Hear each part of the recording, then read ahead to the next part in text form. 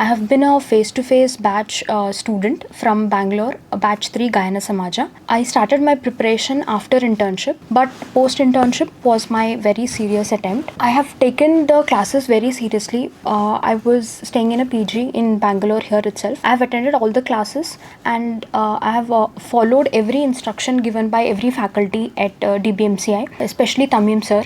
He would always advise the first day of class. He introduced us to the previous year toppers, and that was a big inspiration for all of us.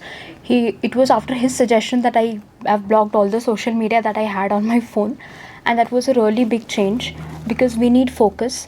And the advantage of being in offline class is dedication, and also because you meet such excellent faculty and professors that you get inspired by them, you want to be like them. My typical week while I was attending the classes would be that I would wake up at around 6 o'clock in the morning, attend class from 7 till evening 7, or sometimes it would be 8 o'clock, and we would make sure that to complete that day notes on that day itself. There were no backlogs ever. I have taken my post-class tests also very seriously. After every subject, they would take post-class test for us. My revision was by September or October, our syllabus had got completed. So because of the postponement that we had, I think I've done a lot of revisions. With every date that we got, I was planning to do 3 revisions and I would finish them.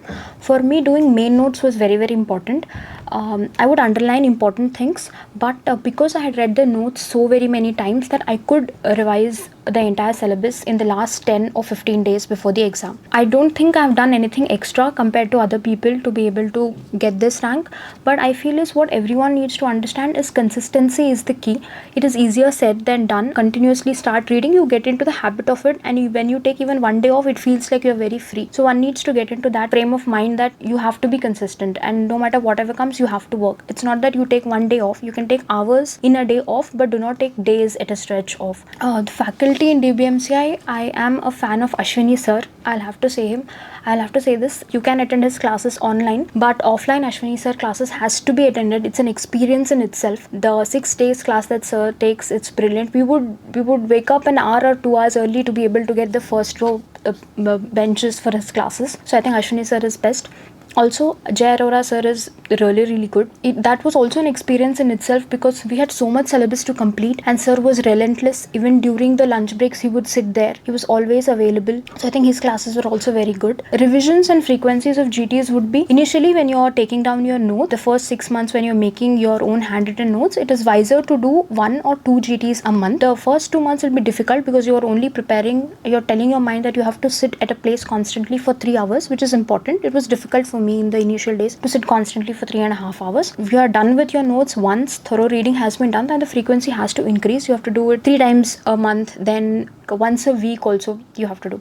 Like in the end, when you have done your notes twice or thrice, it is always important that you do at least 1 GT per week, review it properly, and have a 20th notebook. Start making 20th notebook after you have given your first revision. My last month strategy was I have done my main notes properly. I did not do any short courses as such. So my source of revision was also the main notes that I had made.